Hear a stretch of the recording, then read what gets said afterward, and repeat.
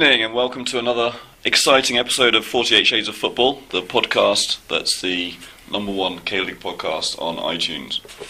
Or at least it would be if it was up on iTunes. It would be, yes, indeed. We really need to look into that, guys. We probably should. Let's do it tomorrow. Tonight's intro tune was Bubble Pop by the lovely Hyuna, and I'm sure we'll get into the reasons for that later. But first, let's introduce our motley crew. On my left, I have Stevie, who... Hello. Who... I've got nothing to say about You have nothing to say about it, yeah, okay. Stevie. Who's here? I did actually have a really funny story lined up about Stevie, but we've decided not to do any of the more riskier content this week, so I'm just going to say Stevie's here. He's looking very healthy this week, with short hair and a little bit of a tan. Have you been away somewhere? I've been at the FA Cup getting a suntan. Okay, welcome Stevie. Okay, thanks very much. Sitting across from me, we've got Mark, as always. I think I saw you on the telly during the week, Mark. Have you taken on Australian nationality? It would seem I have, yeah. I went to Suwon to support anyone but Suwon, and ended up being called Australian by KBS and Sports. We all know how much I love KBS, so I'm sure they've done the research as always. They've done the research as always, yeah. They did start the game on time, I believe, this time, but yeah. They looked up some famous Australians, came up with a picture of Joe Mangle and said, well, pretty much the same. Oh, and Mel Gibson, I think, was what they were saying, yeah, but anyway. No. I dread to think what you were shouting at the time, if they thought you were Mel Gibson. Mel Gibson would probably fit in well here, wouldn't he? I think it was seeming freedom from my beard. That brings us right back round to Pritz again. It does, yes, it does. After a few weeks off. You haven't had Pritz for a while. On my left, I have Paul. Paul has been buoyed by Park Chu-young's glorious first goal from the penalty spot. He was so happy about that afterwards he involved in some banter with the local Incheon ultras. So Paul might not be here next week when the police report gets filed. But anyway, yeah, he's here this week, and that's all that matters. Thank you, Mark. Okay, so I'm sure you're all familiar with the way the podcast is up. We're going to do a review of the ACL games from last midweek and see how accurate our predictions were. Not. Spoiler, we got most of them wrong. Oh, yes. We'll see neatly into the K-League Classic review, see how accurate our predictions for that was. Spoiler. Not anything. We'll take a look at the FA Cup third round, which happened this weekend, and see if there are any cup sets. There were. There were 1 or 2, actually, yeah. It was a pretty interesting week. And then, of course, it'll be time to get on to the previews of this week's games. Mm-hmm. And we'll make some more amazingly accurate predictions about what's going to happen this weekend. Will do. Also, it should be noted that the midweek games will be on a separate red button content that hopefully you've already listened to. I'm just dreading to think somewhere in Macau or Singapore there's a guy who's who keeps saying got to go to the bookies on Monday morning and hand over his life savings. Yeah. This week he's not going to bother. He's going to buy a machete and Come and find me. a ticket to Seoul. Yeah. Pretty bad. And then, come the end, if we've got some time, we'll deal with some of the ever-expanding pile of questions that are building up in our inbox. Indeed. So, ACL review. Did you go to any matches, Stevie? ACL, let me think, it seems a long time ago. I think if I remember rightly, I watched it would have been the Seoul game and the Songnam game on the internet, because they weren't on the telly, were they, this week? No. There was no games on there was no games on the telly, so it was internet, and then I think I couldn't find the Wednesday matches on the internet, and I had other things to do, so I never really bothered. But yeah, I watched Seoul and I watched Songnam. How about you? Did you go to the Seoul game? No. Last year I went to the equivalent game in Australia. This year I've decided not to bother. That's $2 million I can do without spending it this time of year. So I did watch it on TV, on the internet like yourself, and I also watched the second half of the Songnam game. And then on the Wednesday I trekked down to Suwon and gave my all for Brisbane Roar. That really had a good effect, didn't it? Yeah, they were pretty disappointing, to be honest. They were quite poor, weren't they, Mark? Yeah, I mean, Suwon were definitely beatable. If not beatable, they were drawable at least. Suwon were no great shakes in that game. But Brisbane Roar either didn't believe or were just shell-shocked by, was it 3 goals in 8 minutes or something? They were It was they won 3-1, but it wasn't a 3-1 game. To be honest, the first half was pretty poor. We said at the time during the first half, Brisbane were playing like Seoul. In the second half, they played like Daejeon. It was really. So they improved in the second half. Is that what you're telling us? Yeah, but one thing I did find quite strange about that game was that even though there was only 5 Brisbane Roar fans who made the long, arduous trek from Australia, there was no banners and there was no songs. I think only 2 of them actually came from Australia. Only 2 came from The Australia? others were locals. I'll be honest, I didn't talk to them. Was that 5, not counting you 2 guys? So there was 7. There was 7 in the end in total. In the whole end, there was 9. No, there was like 10 in the whole end. Yeah, there was also Paul's mum and dad came down as well. And then he came to beat And Mark Korea for Racing. bullying me. And Korea Racing came as well. But yeah, I mean, like, I was surprised that there was no banner. I was surprised that there was no singing. I mean, okay, even if it was only 2 or 3, whatever, who had travelled, there was still like 5 guys wearing orange Brisbane Roar scarves and tops. But there was no song, there was no banner, there was nothing. They need to take some lessons from the K3 guys, because there's only 2 of them every week, and they've got they drums drum and everything, banners. yeah. So I was kind of surprised by that. But in terms of the game itself, Suwon did enough to win. Obviously, I mean, they scored 2 goals more. That's always enough to win. But I just felt they were not.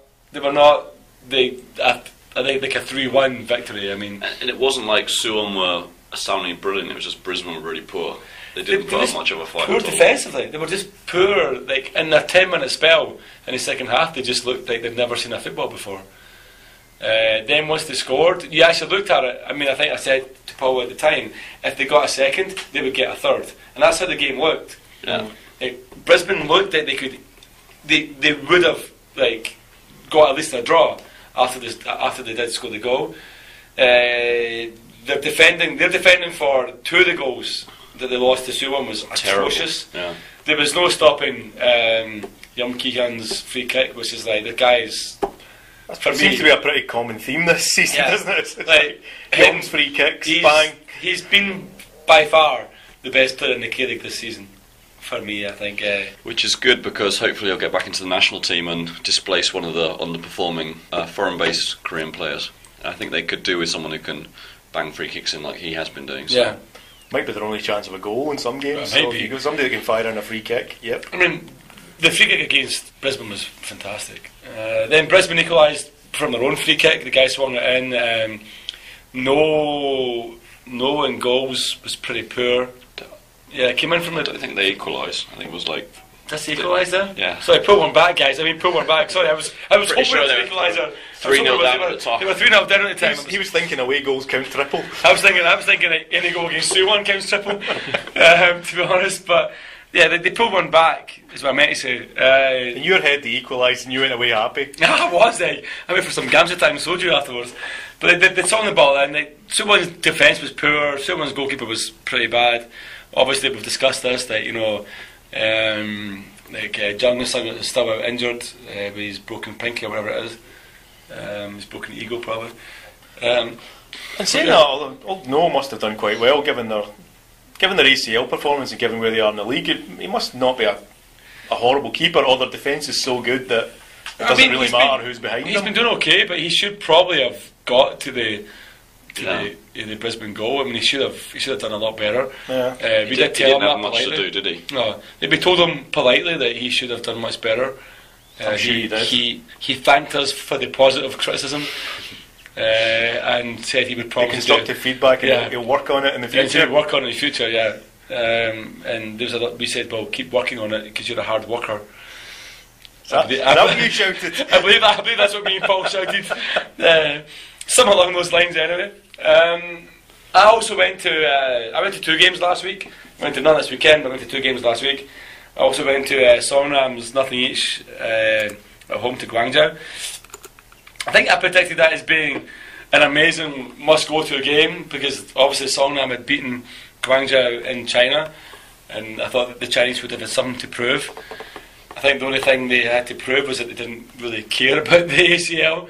They barely attacked Songnam, really. I mean, they didn't. For a team who had lost at home, you'd have thought they would have been more kind of eager to rectify and get revenge, but they looked a poor team. Songnam, I think Kim Hak-bum's tactic was to just like get a draw. They didn't have to win. Yeah. And I think that's always like a kind of scary, kind of dodgy situation for Songnam to find himself in. I think his natural tendency is to just go defend. for the 0-0, isn't Yeah, it? it seems to be, yeah. In the last 10 minutes, Songnam threw everything at them. Like, they pummeled them in the last 10 minutes. And I'm probably still wondering how they didn't actually win the game, because they had more than enough chances to actually win it at the end. Had they played that way from the kick-off, they would definitely have won it. There's no doubt. Yeah. But they didn't. The last 10 minutes, it wasn't a great game. There wasn't a hell of a lot to talk about in it. No, I should also be noted, it was absolutely Baltic as well in Songnam. It was really cold as well. That's why I say that, because my hands were cold drinking my cold beer. So I just want to say Did your marketing team tweet it out before the game to tell everybody? I think so. Yeah, I think so. It's going to be really cold tonight, people. Just stay home. It was dead. There was no one there either. It was pretty bad. But hey, I mean, should have had some bull beer.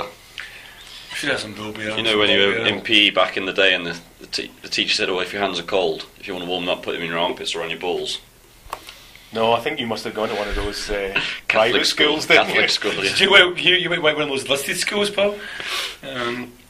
Anyway, Paul, Seoul game. Did you watch the Seoul game? They obviously went away to Sydney, to Western Sydney Wanderers. They finally got a goal against Sydney at the fourth time of asking. They actually got two, I believe. Although your website that you've got only shows one. What's wrong with that? Goal line technology, yes. or a lack thereof. Or a lack thereof. It was a bit of an odd one, because in the balance of the game, I don't think you'd have said that FC Seoul really deserved to win it, but you kind of go away feeling a bit. I don't know about gutted. that, because the first half they were dreadful. So the goal that Sydney scored was from a direct mistake by a Seoul player, right? Turning up.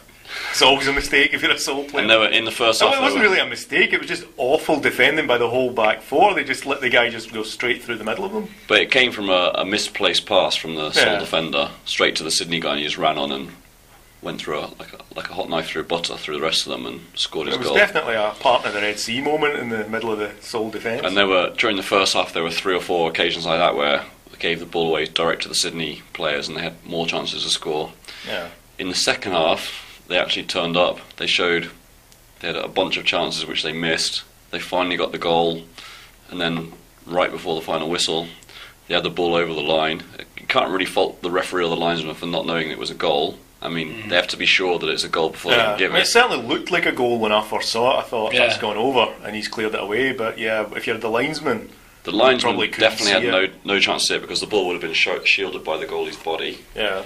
I'm not quite sure where the referee was, where his position was, and maybe he was like looking to the linesman saying, "Well, did you see it?" And the linesman said, "Well, I didn't see it." So it's goal line technology is required for the ACL now. I mean, I think it should be in every tournament anyway. I mean, or every major tournament.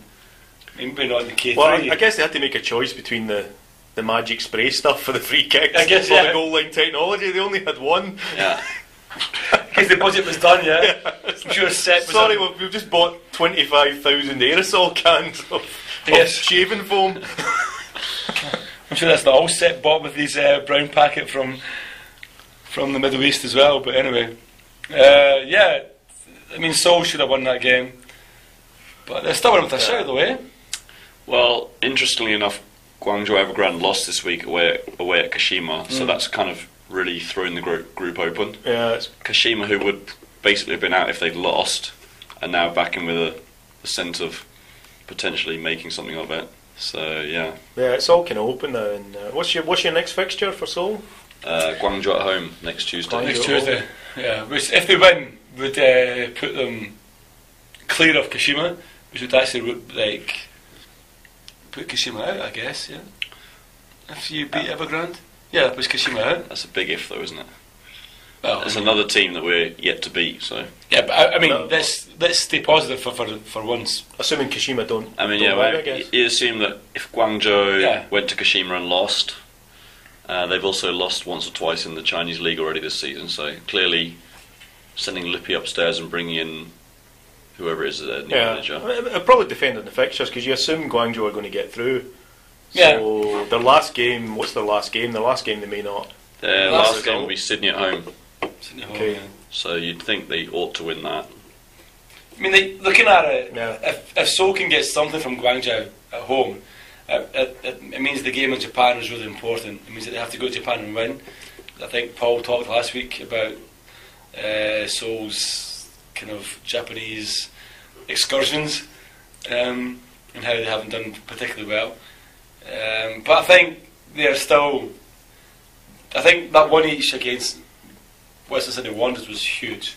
Yeah, I mean, It's I massive think I result. said in last week's preview, I think I expected them to lose. I'd be happy with a draw. Yeah, it was a huge result. So, I mean, it's put them above Western Sydney Wanderers in the head-to-head because of the away goals and stuff. yeah. So I mean, I think it's massive for them. It's massive. The last game was obviously John Book's Jeonbuk, 12-0 victory over. Yep, they went away easy as the pie. Vietnamese minnows. 11-0 was it they won? It was 11-0 they won, yeah.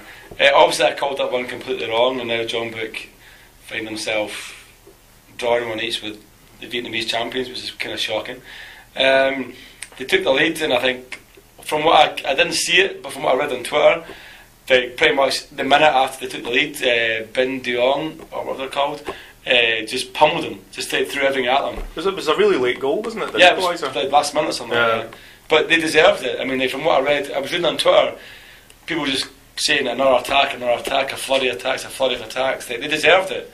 Yeah, it was hard to know with the Wednesday games. It was back to the old days of watching matches on CFAX. Yeah, it was like getting the CFAX, updates from Twitter. But I mean, I don't think it's put John Book in any danger of not getting out of the group. I mean, they still sit top on goal difference. I mean, they're 4 points clear of third place. Yeah, I mean, they've still got a home game to come, so you assume they're going to win that. Which is against Shandong, which is like their kind of third place team. So they win that game and they're through. Yeah. Shandong had a 4-4 draw this week, right? So yeah, I mean, as long as they don't lose to Shandong, they're through. But they've gone from being table toppers, like absolute dead certs in the next round, to suddenly maybe having their kind of like their kind of tabletop status put into question. I think this week was the week that the Japanese team sort of finally woke up, right? Gamba Osaka got a win. Kashima got a win. Kashiwa got a draw. So now it's just Urawa that are still. I mean, they did get a draw this week. They got a draw. They got their first point in the group. Yeah. They're pretty much out there. I mean, mathematically. They're out. They're mathematically out. Well, they're not mathematically out, but they'd have to beat Suwon by 7 goals or something stupid like that. I think that only happens in your dreams, Mark. Or Football Manager, after I keep stopping, restarting games until they lose. But Suwon go to Japan next. You'd have to imagine with Suwon's, they haven't failed to score an ACL game apart from the game away to Beijing. Suwon will score again. The worst Suwon will get will be a draw, you think. Songnam's group, Songnam play Buriram, they're both on 7 points. Buriram did just lose to Gamba, as we said. I think if Songnam can get a draw in that game, or anything more than a draw, but I think at least a draw will be enough to see them probably through as well. Yeah. Hopefully. It probably does mean that the last game in Osaka might be really important. If Gamba beat Gwangju and Songnam do draw with Buriram, then that would be a huge game in Japan. So the only team that's mathematically out in East Asia is Bundong, right? Everyone else is still mathematically in with a shout, even if the groups are starting to take shape. Yeah, I mean, apart from Bundong and probably Urawa. I mean, Urawa are not mathematically, but they have to overturn a 6-goal difference and so on. Considering the fact that they're shipping goals quicker than I drink beers. What did Suwon and Urawa? 2-1 Suwon. So surely all they have to do is do better than that to win on the head-to-head. Well, yeah, I mean, technically, yes. If they need 6 points from their last 2 games, and they need Suwon to no points. Yeah. So, I mean, technically, if they beat Suwon by 2 goals, 3-0 at home, they'll be 2. 2-0 at home, yeah. Yeah, 2-0 at home, then they would be better head-to-head. Yeah, I mean, that's a fair point. But unlikely. I mean, it's unlikely, isn't it? But I mean, I think I'm giving up on the East Asian Conference anyway. I think I'm going to start watching all the FC Tractor games. That's got to be the best name in the competition. It's got to be. So how did they get on this week then? I think it was a 2-each draw against. Is it one of the Saudi teams? Yeah, There was 2 things I noticed. Number one was just there is an FC Tractor, which I thought was a great name. Tractor Sazi. And the other thing I noticed was apparently Persepolis had 100,000 at their match. It was the biggest ever ACL attendance. Over 100,000 people were at that game. And the other thing is they're all men, right? So because they've cut out half of their potential audience. Yeah. Or they just reported that there was more than 100,000 people there, and nobody can can debate it. Like the scene in Life of Brian where all the women put beards on and go to the stoning range. Budget of the cheesemakers. So maybe after we do our live podcast from Goyang, the next stop will be a live podcast from Persepolis. Either Persepolis or FC Tractor, depending on how life treats us. So, Vons, if you want to pay for our flights, we'll be more than happy, yeah? Okay, so I think that's pretty much... I'm not sure if we'll get 6 cans of Carlsberg for 10,000 won in Tehran, to be honest. We'll find 6 cans of beer. We might have to take our own.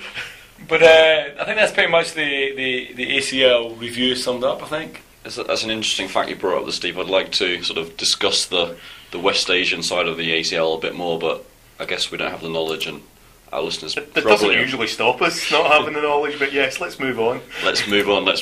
So next up we've got the review of last weekend's K-League Classic matches, and I believe we predicted a whole bunch of away wins.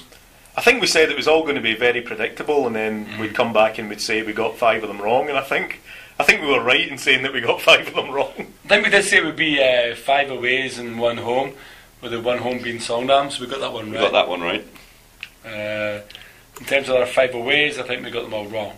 Daejeon, Ulsan, we said that would be an away for Ulsan. Obviously it was 1 each. And how was it not? How was it not? I mean, I'm sure if you have a look at the K-League stats, we can find that there was 425 shots on goal for that one game. Paul, do you have a post-it note this week? So apparently I got a tattoo this week. Yes. So apparently, yeah, that was like a game that I think Ulsan dominated, should have won, didn't, move on. Songnam, Busan, I watched that game. I think you're being a bit, given that we had that as we had that as a bang on away win. That was the most obvious away win of the lot. And we said Daejeon, and you said last week Daejeon are not going to get a point all season. Mm-hmm. How can you just gloss over? Well, maybe that's why you're glossing over. That's why I'm glossing over it, Paul. Yeah, because there's bad predictions and there's shocking predictions, and that was yeah. I mean, no one in their right mind would have predicted Daejeon would get a draw against Ulsan, who at that point in time were sitting top of the league. Yeah. I mean, I think Ulsan scored first. They should have won. I mean, there's no doubt they should have won. I didn't really see anything. I think I saw the goal. I think I saw the Daejeon goal, which was, if I remember, it looked like it took a bit of a deflection. So maybe they got a bit lucky in getting their goal. But yeah, you would not have predicted 1 each. Definitely. I know Server Jeparov always listens to the podcast. So Server, if you're out there, give us an email, give us a tweet, tell us what went wrong at the weekend. Yeah. Why have you stopped scoring your same goal? Yeah. Is it because it was the same goal? Is it because the K-League defence have cottoned on to you now, so they just put someone by the penalty spot to block your dodgy, weak shot? So, Paul, have we spent enough time on Daejeon Ulsan for your liking? For my liking, yeah, I'm sure, yeah. Can we move on now again that we actually did watch and know about? Yeah. Okay. So next up we have Songnam game. Songnam versus Busan. I wasn't able to go to this game because I had to work. I think work is the curse of the football class, I think. But anyway, I watched it on my PC whilst doing some reports. Songnam won 1-0, courtesy of another penalty. How many is that this season? It's 3 or 4, I think. Probably more penalties than fans. But anyway, 3 or 4 in the league. I think it's 2 in the league now. Okay. Maybe 2 in the league. I think there's one in the ACL as well. One against Gambon. A valid penalty this time? I mean, I think Ricardo, who had come on as a sub, midway through the second half, he was only on the pitch for maybe 5-10 minutes. And he seemed to turn past the player, and the Busan defender seemed to kind of grab his left breast, and Ricardo kind of turned into him and fell over. Like, was that a penalty? Probably not. I don't think so. I think it was pretty soft. But the execution was fantastic. He got up, dusted himself down, as Alan Hansen would say, put the ball on the spot and easily put it by the keeper. It was a fantastic penalty. I think it was probably no more than Songnam deserved. I think they were probably the better team.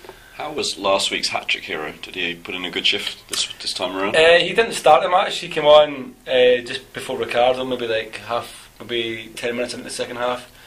There was one chance where Jorginho on the right wing beat two Busan players, looked up, cut it back to his captain Kim Do-hyun, and he blazed it higher over the bar than it could have. It was ridiculous. It was awful.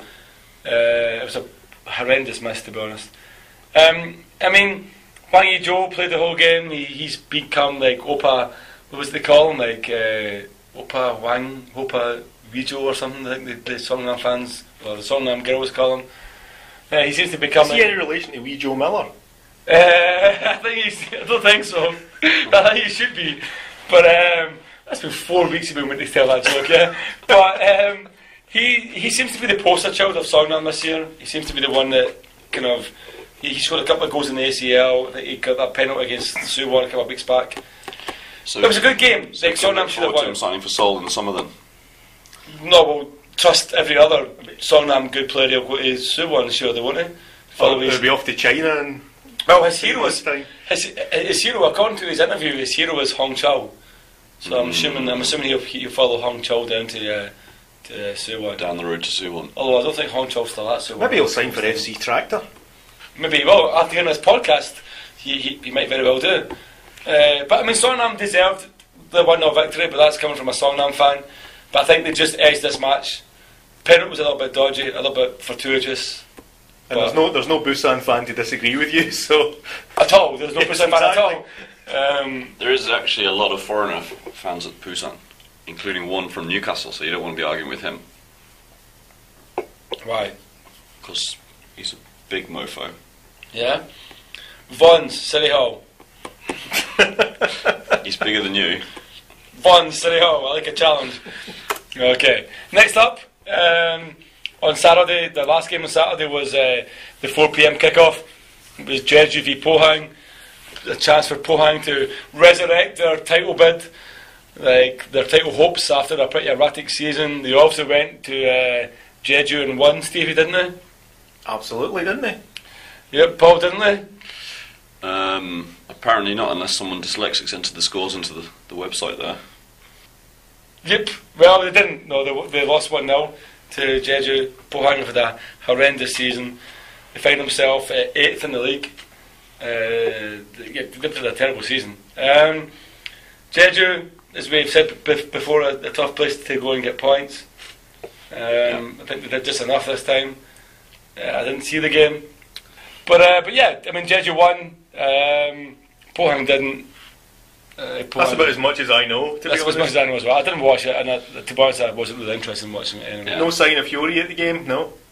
That's the only thing I'm interested in Jeju to see when she finally turns up. I think she was plucking mushrooms. She was there in a false beard. She's in Persepolis. Throwing stones at her. So that was a bit of a review of the 3 games on Saturday. Of course, there were 3 games on Sunday as well, and we can't be another 3. Unfortunately, there can be. Oh dear. And we confidently predicted 3 away wins for all of them. So let's see how that turned out. First one was Cheonnam Dragons against the Suwon Samskunt. Anyone watch the game? Anyone paying attention to the game? I was at the horse racing on Sunday, so I didn't see any of the football at all on Sunday at all. But I'm sure Suwon fully deserved their away point. After their tough midweek game against the mighty Brisbane. Yes. I didn't see it. I mean, as far as I know, Suwon took the lead, Cheonnam pulled it back. Suwon are third, in the league.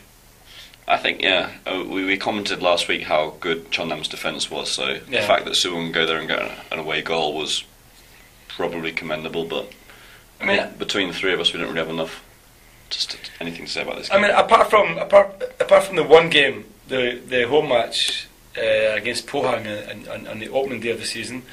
Suwon have not failed to score in the other 4 games. Like they're kind of on fire in front of goal. And the thing is, like Santos, Leo, and Kaio haven't really even hit form yet. Leo, as I predicted, as I said in the first podcast, is my kind of prediction for top goal scorer. He hasn't actually even, I think he scored 1 in the ACL, and that's about it. The guy is a good player. I think if those 3 players, if any of those 3 players can hit form and can back up Yum Ki-hyun, I think Suwon could, unfortunately, could end up winning the title. I think they could win a title this year. I think it's all Yom at the minute, isn't it? He's been the main man for them.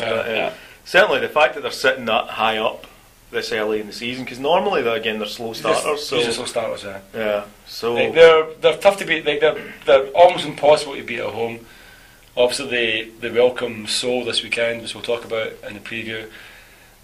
I mean, you've got to say that if the other players kick in and back Yom up, it's going to be although we did comment in the ACL review that they look eminently beatable, right? So obviously they're getting the results in, but they're not.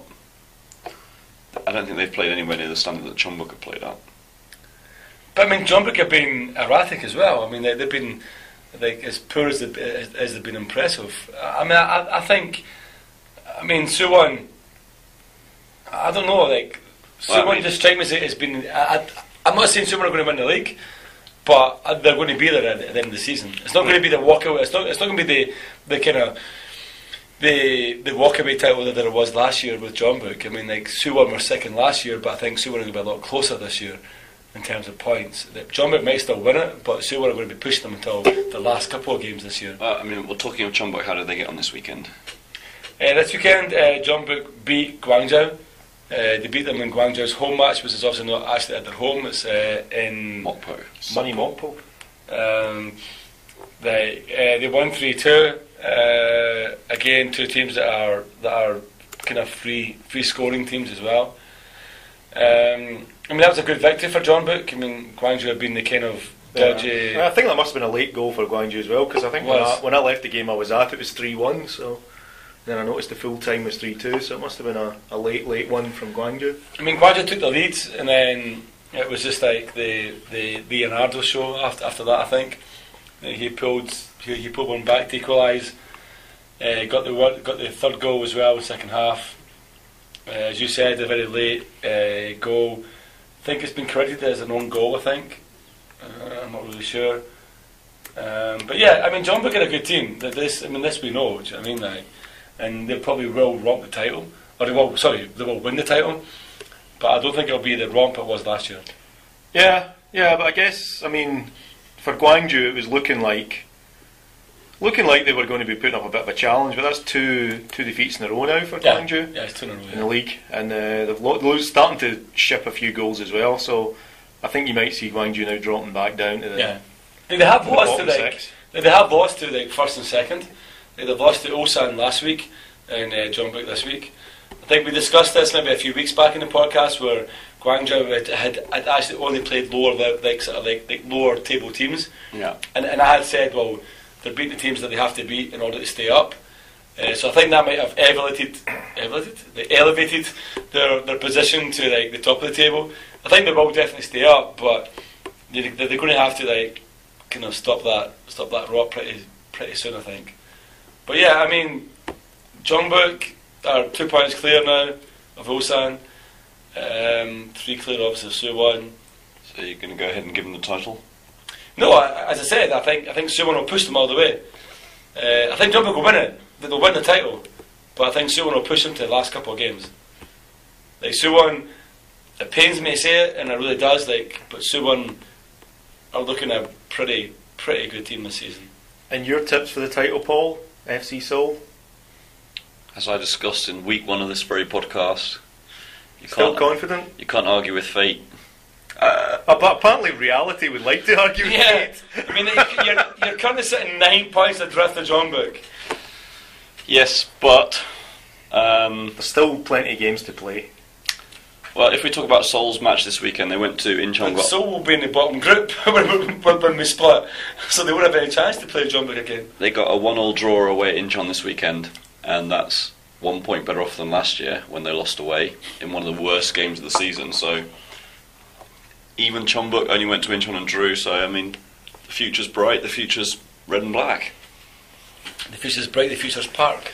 Or blue and black if you happen to encounter the Incheon fans after the game. So Park got his first goal at the weekend then, and it was obviously a beautiful Messi-esque mazy run through the defence, smacked into the top corner from 30 yards out. It's rivalling Charlie Adams for global goal of the month. Charlie Adams. It was a huge fan of his. It was a particularly average taken penalty. The goalie got his hands to it and just managed to divert it into the goal. Seoul had actually started very brightly. They had a couple of decent chances in the first 10 minutes. They got that penalty, and then from there on it was all downhill. And Incheon had the guy sent off as well, didn't he? Was it? Yeah, but was it deserved? He clattered into... Well, Incheon were a very physical team for the whole 90 minutes. So their fans after 90 minutes. So their strategy was, if Seoul were on the break, just take the player out, concede the foul, and break it up. I'd just like to say thank you, Incheon, for implementing a sensible strategy. I wish more teams would do that. So yeah, the guy that got sent off, he clattered into 2 Seoul players, so 2 nailed-on yellow cards, I think. But last year... There wasn't a red card for time wasting for 11 seconds, no? No. There probably should have been, because their goalie went down in like the 89th minute and spent about 5 minutes pretending to have his shoulder done, and then they made a goalkeeper substitution in like the 94th minute of the match. So, and then the referee blew for full time immediately afterwards. Yeah, the new guy did actually get to play like 1 minute, and because the substitute goalie was an ex-Seoul player, he came over at the end and like did the old applaud the Seoul fans and got abuse from me and heartfelt thanks from everyone else. But yeah, Seoul were pretty poor, to be honest. I mean, if you look at it, they had the long trip away to Sydney midweek, and they've come to Incheon where better teams than them have still only got a point, so I have to be optimistic and say that's a point won rather than 2 points dropped, but they were 2 very, very poor sides, to be honest. Well, you're unbeaten now for 2 weeks, so... Yeah. And hopefully with Daejeon coming up this weekend, that should be extended to 3, theoretically. I think I hear chickens being counted. And pigs flying. Well, actually, strange enough, the Suwon game is the Suwon Super Matchee is the weekend is on Saturday, so that might be the chickens you're actually hearing. I'll be bringing my rubber chicken to the match. I'm bringing mine as well. That'll be 2 of us then, Charlie and Chucky. We can sit together and hug each other whenever Suwon are banging 4 goals past Seoul. But I think that the big talking point from this match was that the Incheon fans came around to the away section after the game, had a go at the Seoul fans, punches were traded, there's a bit of shenanigans, a bit of a scuffle. So that would be the classic summed up then, Paul. You've kind of like reviewed the Seoul Incheon game perfectly there. Yep. Obviously probably got more time devoted to it than deserved because it was a really poor game. So. But obviously that your eyes are firmly focused on Suwon at the weekend. Stevie, FA Cup review. FA Cup review. You were at 2 games. I was at 2 games, yes. Saturday I was down in Cheonan watching Cheonan City play Icheon Citizen. It was pretty much a dreadful game. It's one of those... I went to 2 games over the weekend. I went to Cheonan on the Saturday, and then I went to Gimpo Citizen versus Hongdae on the Sunday. And probably the quality of the football was pretty similar in both of them. But the difference was at Cheonan, it was the strikers and the front guys who were awful, whereas at Gimpo it was the defences that were awful. So when the defences are awful, it's a bit more entertaining than when the front guys can't find the net. So you got to see 240 minutes of football plus penalties. 2 penalty shootouts, yes. For the grand total of how many Korean won? 0. Korean won. Free entry. The Cheonan game was really... I mean, to be honest, I didn't see either of the goals at the Cheonan game because I just lost interest. There were 2 extra time goals and I just wasn't paying attention, and I heard a shout from the 3 people who were left in the ground and they went, "Hey, we've scored." and I was like, okay, somebody scored. But the penalty, it went to penalties. Cheonan won it on penalties, so that was a National League team beating a K3 team, pretty decent K3 team as well. So that was a Saturday, and then on the Sunday, it was Gimpo Citizen, the K3 side, beating the university side in Hongdae, again on penalties. Fake Hongdae, though, right? Not the Hongdae we all know and love, but Well, they claim to be Hongdae, and you can work out for yourself whether they're real Hongdae or fake Hongdae or a satellite Hongdae or the satellite Hongdae from somewhere down in Chungcheongdo, I think. Yeah, I think they were not the real Hongdae. Oh, okay. But it didn't seem to affect them on the pitch. They still played like they'd been partying The whole on night. the whole night on Saturday. Other than that, I guess the big ones. Well, the biggest game was the K-League Challenge fixture, where you had Gangwon at home to Gyeongnam, which Gangwon won. Maybe a bit of a shock, but that's well, Gyeongnam will be putting the Brasso away for another season. There'll be no trophies at Gyeongnam this year. I would think so. Yeah, they're going to win the challenge, are they? How did the army get on?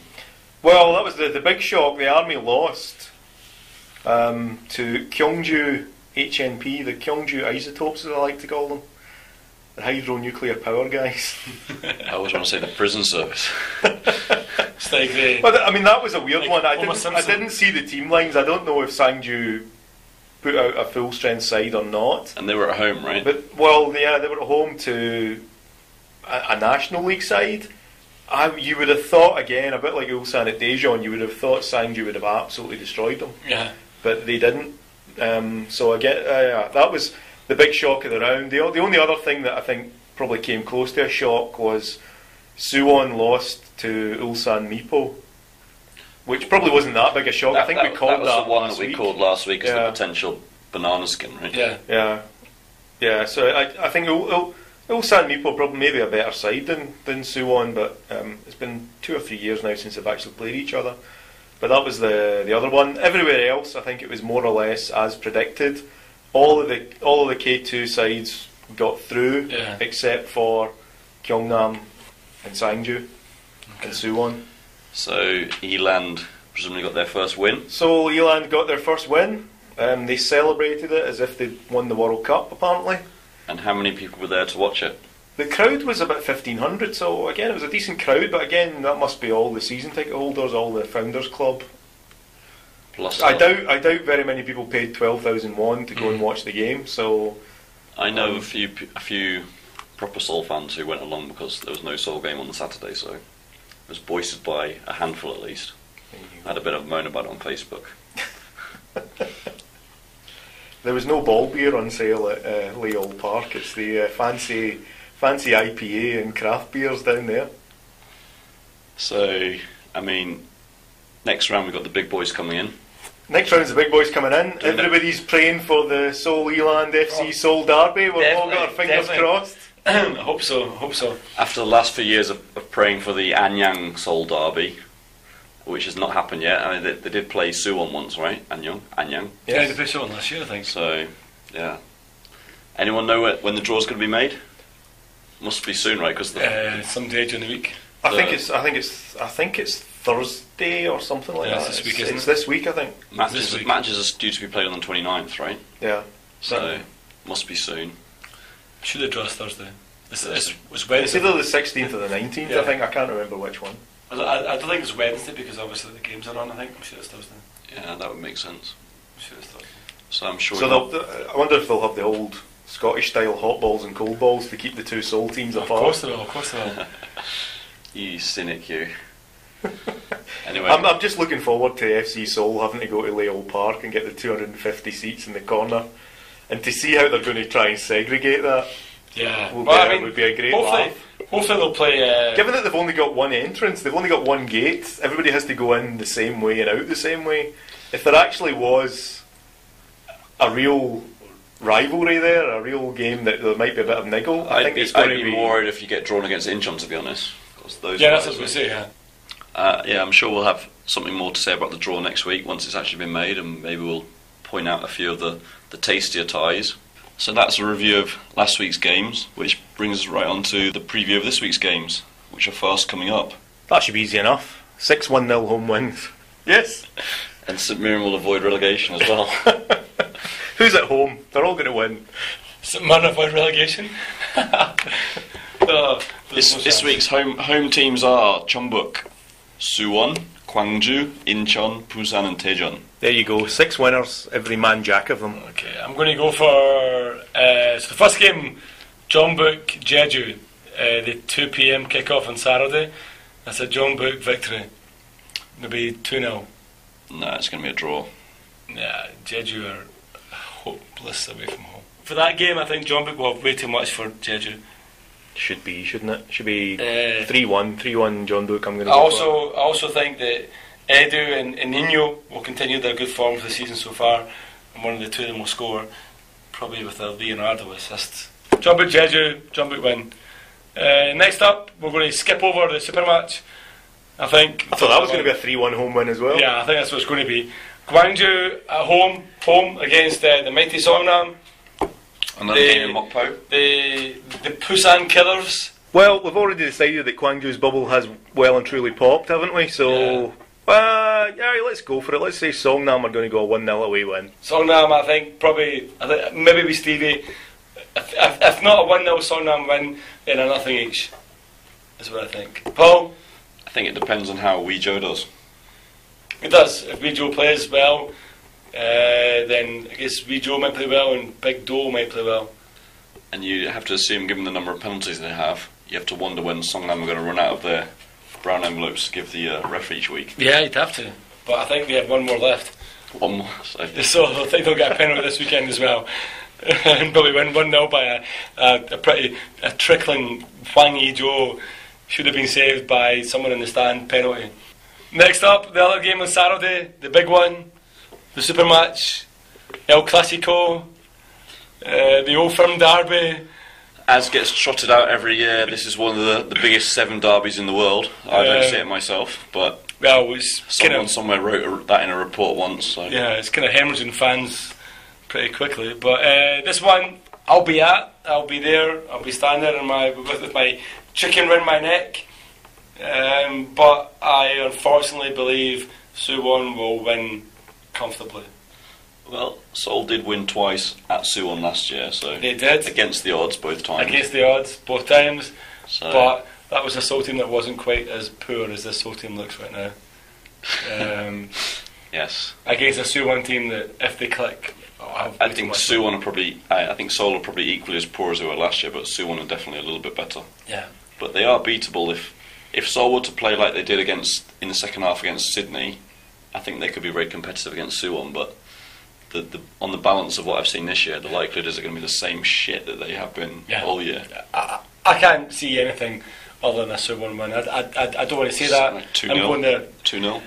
I'm concerned it might be 2-0. I mean, 1-0 I'll probably still leave with all my bodily, my beautiful face and everything bodily fluids still intact. 2-0 I might actually end up in the Suwon end by the second goal. I'm a little bit concerned with that one. I think Suwon could win it. I really hope it's nothing too bad, but I think Suwon will win this one. That being said, that probably means that Seoul will win it 1-0, but I do believe Suwon will win. I mean, that's the way it's going to go. It's either going to be like 3-0 or 4-0 to Suwon, or a 1-0 Seoul win. Yeah. I mean, on form, on paper, Seoul should have this one comfortably in the bag. I mean, Seoul have raised their game against Suwon in the last, because Trey originally had a terrible record against Suwon, didn't he? And then last year it all turned around and he got 3 wins out of 4. The fourth one being a loss when they just returned from losing the Champions League semi-final. So I don't know. You'd have to say that based on form so far, that it'd be a hammered-on home win, but. But based on form so far, it's a bigger game for Seoul than it is for Suwon. Yeah, it's huge. Football's a funny game sometimes, so things can turn around. I mean, the thing is, Suwon have got to look at the other fixtures. Ulsan, which we'll have a look at next. Ulsan are away to Incheon. Jeonbuk are at home to Jeju. I mean, Suwon must look at that and think, well, okay, if we can get a victory over Seoul, it kind of keeps us at top, maybe even put us top, depending on other scores. I just don't see. I don't see Suwon losing it. to be honest. I think on what I've seen of them, I've seen them maybe like 3-4 times this season, and they've been pretty impressive most of the time. On to Sunday, first game on Sunday, Incheon versus Ulsan. Paul? I think Jeonbuk went to Incheon, didn't win. Seoul went to Incheon, didn't win. I'm going to say Ulsan are also going to draw at Incheon. Okay. I will probably be at that game. I'll be in the Incheon Ultras Hawk section with my soul top on. Let me send you a few photos of a few guys you need to talk to. I will do. I probably will be at that game. It depends. I mean, like, you don't have a soul top. I'm sure you don't. I do. I have one I take down to Suwon games. Sometimes I'm leaving the bottom of my bag to cover up my beer. Incheon Ulsan, you have to say Incheon cannot keep striking lucky. For me, that's an away win. I think Ulsan will win it. I think Ulsan they'll come back battling after their draw with Daejeon. I think Ulsan will win it. Stevie?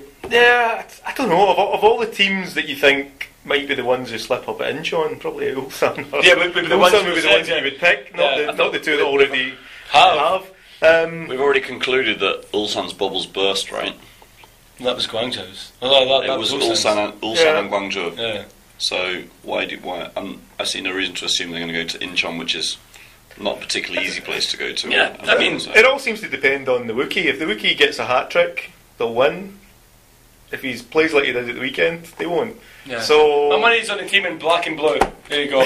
the team in black and blue will win. I think I'm going to go. I'm going to lose another Singaporean in his house and say 1-1 and that one. Next game, Busan versus Cheonnam. Who cares? Pretty much. Don't we say that about every Busan game, man? Who cares? Because can't they, even the people in Busan don't care if Busan wins, lose or draw. People go, yeah, Cheonnam win. Let's move on. That's what I have to say. Cheonnam will win it 1-0. Cheonnam. You might be right. It's going to be. Cheonnam, who haven't lost all season, are not going to lose at the Atias. It's going to be 0-0, 1-0, or 1-0, right? It's going to be 1-0. Yeah. I mean, Cheonnam are not going to lose that game. The last game in the Classic is Daejeon against Pohang. So last week, Daejeon got a sneaky point at home to one of the top two teams. Can they repeat that this week, do you think, Stevie? Surely not. They can't get that lucky twice in a row, can they? I thought so. I mean, Pohang have got a decent side, but it just hasn't happened. But I think they'll. I always think Daejeon are just a hiding away from another hiding. Probably 3-0 Pohang. 3-0. Yeah, I reckon this one. Again, I agree with Stevie. I think this one's going to be a couple of goals to be good for Pohang. Maybe not 3, but definitely 2 at least. I mean, Pohang have lost 3 of their last 4, 3 all season. So yeah, but they haven't played Daejeon yet. But you'd have to assume, they're gonna. You would have to imagine, like, surely they're gonna beat Daejeon. Even if Ulsan couldn't, surely. I mean, lightning doesn't strike twice, does it? Daejeon have scored. They've scored twice, right? So they scored against Songnam and lost 4-1. They scored against Ulsan and drew 1 each. I mean, if you follow that pattern, they're going to score against Pohang and win 1-0. But you'd assume Pohang have. But you would assume Pohang will be wrong for this. I really can't see Pohang losing this game. So, yet again, we're going against all sage pools of ice and predicted a whole bunch of away wins. Those are our predictions for this week. We'll come back with a review next week, and Steve will let us know. Tell you how wrong we all were. How wrong we were. Although, to be honest, next week is going to be the live show at Goyang, so I doubt we won't have a computer to tell us what the scores were, so we may not actually know. Well, we were right. Next week we'll actually report that we were 100% right, regardless of whatever the scores actually are. It's going to be a classic next week, isn't it? Oh well, yes. I think if you haven't listened all the way through, then next week will be the one that you've got to listen to the full 120 minutes plus penalties off. Okay. After listening to us blather on about the K-League Classic games for this weekend, I'm sure you've got to the high point where you want to tell us what Eland are going to be in this weekend and your nearest rivals, Gwangju. So what's the big match this weekend for your division? Seoul Eland will be completing their double header against the forces of the oppressors, the army and then the police. So away at Ansan for Seoul Eland. I guess that'll be a 1-1 draw again because all their games are. So why not go with 1-1? Yeah, I think you'll be safe in that one. I think. Yeah. Still early days, so we have to see what happens midweek. I mean, Seoul could go and lose 5-0 at Gwangju, and then I'll be saying, okay, not so confident going to Ulsan. Predicting a 5-0 loss. The second game on Saturday is Pucheon against Gwangju. So Gwangju, fresh from their 5-0 victory against Ulsan midweek, will go to... You'd have to think that's one of those games that could be stopped at half-time and just awarded to Gwangju on points. The mercy rule. Yes. All things being equal, you have to expect Gwangju will absolutely destroy Pucheon. But you'd have to say, I mean, Pucheon at home against Gwangju. That's a 3-0 or a 3-1, isn't it? It's got to be. Which you could probably say about the next game as well. Cheongju at home to Anyang. Definitely. Yeah. Anyang should comfortably take the points in that game, I think. Yep, and then it's Gyeongnam at home to Suwon. Should be a home win, right? Should be a home win, although... But Gyeongnam lost in the cup, Gyeongnam lost to Gangwon. Gyeongnam, they haven't... I mean, Suwon lost in the cup as well, I guess. Yeah, they haven't really fired yet, but you just get the feeling that Gyeongnam should just be better than Suwon. Maybe 1-0 or 2-1 or something like that. Maybe their like classic, their top league experience will be enough to kind of show through and give them the points, yeah. Yeah, but I guess everybody's waiting for the big one on Monday night, right? Definitely, the big one Monday. That's the one that everybody's going to be at. Goyang versus Daegu, or otherwise known as the 48 Years of Football live podcast from Goyang Stadium. Goyang's average attendance is about 100. We definitely anticipate it being 103 with us there as well. Actually, probably 97 with us being there because people will not come anymore. Normally it's 100. I guess if people know we're coming, it'll be 3. That should be a big game. Obviously, Goyang sitting second will hope to take any kind of anything from Gwangju if they drop points at Pucheon.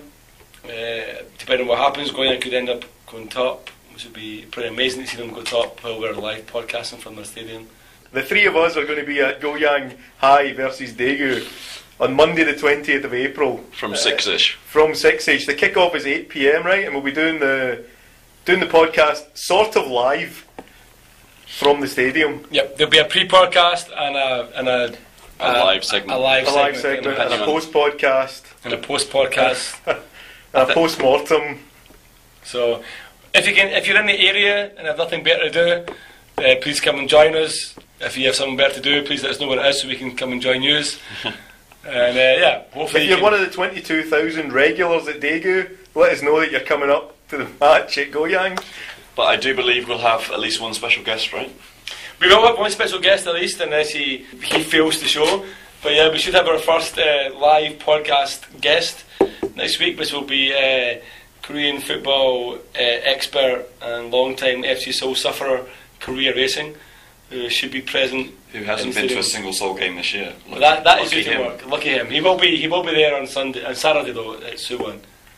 He's going to make the effort, is he? He's going to make the effort, yeah. Typical glory hunter. Fair but has he got his chicken zone ticket booked? Yeah, but hopefully he'll be with us in the stands of Goyang, so we'll get to hear maybe someone who has more sense of humour than we have, to be honest. That's where we'll be next week. Until then, here's a bit of music to keep you entertained.